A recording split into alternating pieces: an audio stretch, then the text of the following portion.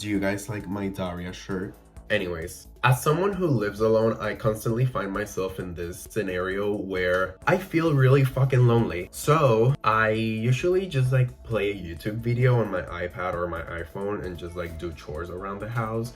And I'm listening to the video, and occasionally I would just look at the screen to see what's going on. And then I continue doing whatever I'm doing around the house. My intention with this video is basically just that. I want to create content that you can listen to.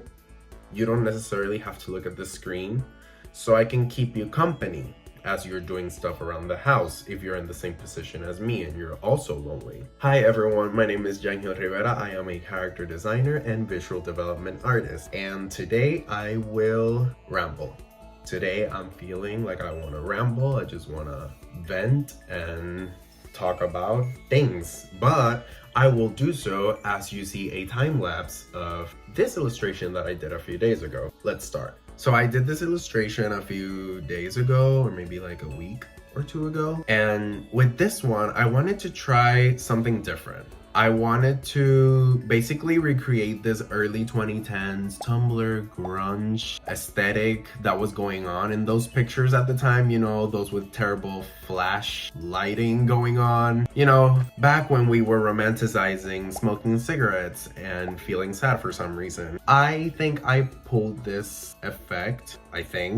Reason I say that, it's because at the end of the illustration, I added this green layer with a noise effect to it. Basically, the noise effect kind of gives it this grainy look that some of those pictures had. And not only that, but also behind the graves, I added these really hard shadows that kind of enhance the look of that flash effect that I was going for. So I think I pulled it off. If I didn't, you can tell me in the comments and be like, yeah, you didn't. Honestly, I miss early 2010s Tumblr, or early 2010s in general. I don't know what it was about that era, but there's just something so memorable and like special to it. Maybe you can even say iconic. There was like a lot of things going on the internet at that time that it's just like so distinctive of that era that it's like, I don't know what it is. I want to go back to that. But maybe our parents can also say the same thing about the 80s though. So yeah, I don't know. Maybe there's something in like the human brain that the second that you turn 14, you just kind of want to either stay there or go back. I don't know. I miss 2012. I think that is the peak of like my nostalgia. Do you guys remember Flipnote Hatena? The app that you would have on your DS, and basically you would make like really short animations and you could upload it to the internet. Well, the app was Flipnote Studio, but when you downloaded Flipnote Studio, you could create a Flipnote Hatena account and you could upload those animations to the internet and everyone could see it. It was kind of like having YouTube on your DS. I feel like Flipnote Hatena and Flipnote Studio were definitely the catalyst for a lot of smaller artists, or like for a lot of kids at the time, to contemplate the idea of working in an art field, or specifically the animation industry. I remember coming back from school and just going straight to my room and logging into Flipnote Hatena because I wanted to see which Flipnotes were the ones that were popping off that week. I was faithful to that. That was my religion. And honestly, I don't know what it was. I think the entire concept of sharing my animations with other kids in my age group that were also into animation, but that were also from different parts of the world, was the main thing that kept me consuming more content on Flipnote Hatena. You feel me? Did you know they actually have an archive?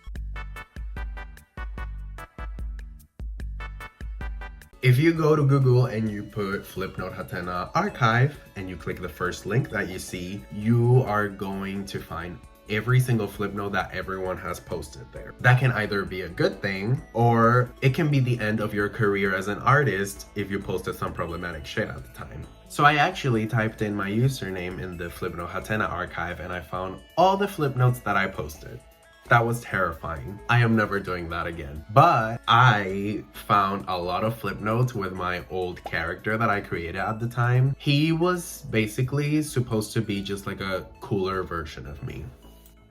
Yeah, Do I still think he's cool? Absolutely. I also made a lot of friends through Flipnote. Like, I remember a lot of times we would coordinate, like at a certain time, we were gonna meet up at a certain Flipnote and talk through the comments section of that Flipnote because we didn't have actual chat rooms. I think that's really funny. I don't know. I even have some of those friends still, like on social media. I have like 2 on my Instagram, and one of them, like, she became a tattoo artist, and I'm not saying it's because of Flipnote, but I feel like definitely Flipnote influenced a little bit when it came to like her decision in following an art career, you know? Another thing that I also miss from the early 2010s is Instagram at the time. Like, I still like Instagram, but in the early 2010s, I feel like that's when I personally enjoyed Instagram the most, before all these algorithms and all these other features that I guess they are nice,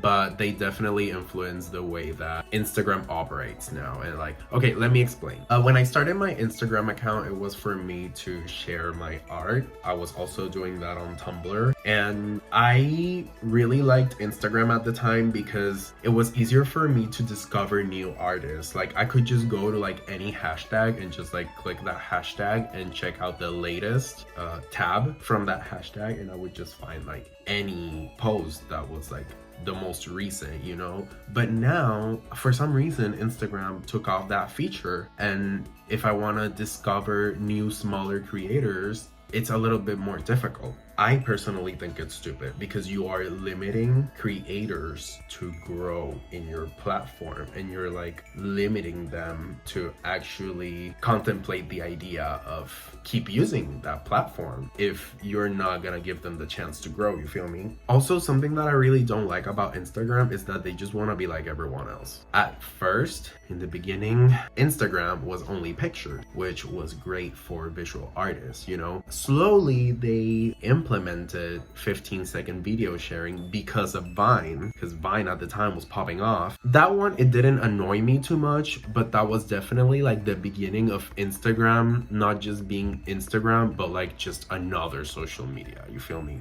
Because after the implementation of 15-second long videos, they implemented the direct messaging, which those two things, the 15-second long videos and direct messaging, I like those. The direct messaging, I think it's a great way for you to engage with other creators that you really like a lot, and also networking, so I don't mind that one. But I think when I started disliking it a little bit was when they started implementing the stories because of Snapchat and the reels because of TikTok. Because now, okay, how do I explain this? There are so many ways that you can like create content for Instagram now that the algorithm is a little bit like all over the place, and you kind of have to like maneuver your way around the algorithm, and it's so annoying because creating content for Instagram doesn't feel anymore like it's just fun. It feels like work. Like, I feel like I have to sit down and think, what am I going to do that is gonna be in favor of the algorithm? And I don't think it should be like that. But I think the things that Instagram has implemented in the last few years that I hate the most, like out of everything that they have implemented, the one thing that I hate the most is the fucking reels. Like, can we talk about how fucking annoying reels on Instagram are? Every time a friend sends me an Instagram reel, I can feel my brain cells just like frying. Okay, let me rephrase that. I don't hate Instagram reels, but I dislike a lot that there is so much short-term form of content on Instagram Reels that it's just so pointless. It makes me not want to consume it anymore. You know what I'm saying? And my main problem with this is that Instagram gives more priority to the algorithm when it comes to Instagram Reels rather than the regular image posts, you know? So me as a content creator, I have to actively lean towards the idea of creating more reels rather than just like plain still images. At least for me as an illustrator, it's what I'm trying to say. Also, Instagram's algorithm is kind of like all over the place, because can someone explain me why am I getting so many fucking cat AI videos? Like, I fucking hate AI. Why are you showing me AI cat videos? And I'm not even gonna talk about AI, cause that's a whole ass topic for a different video. I'm not even gonna get into that. Okay, maybe some of those cat AI videos are funny, but that's not the point. I think that being an artist in 2024 is so different than how it was being in the early 2010s, you know? At least an artist in social media, you know, like an artist on the internet. Because the social media dynamics right now are so different than from what they were at the time that it just makes me wonder, how are they gonna evolve in the next 5 to 7 years, and how are our social dynamics gonna be affected because of that? Unless global warming kills us first. But yeah, like, I don't know, it's weird. It's weird, and it makes me feel a little concerned about the future of art on the internet, but we'll see. What are your thoughts on the future of artists in social media? Do you think AI art will take over? Or do you think art made by humans will increase in value because there will be so much AI art on the market? I don't know. Let me know what you think. Anyways, at the end of the day, the most that we can do is enjoy the present moment, create as much as we can, and enjoy as much as we can with what we have. Always remember that. And remember that your art doesn't have to be perfect. It just needs to be created with love and passion.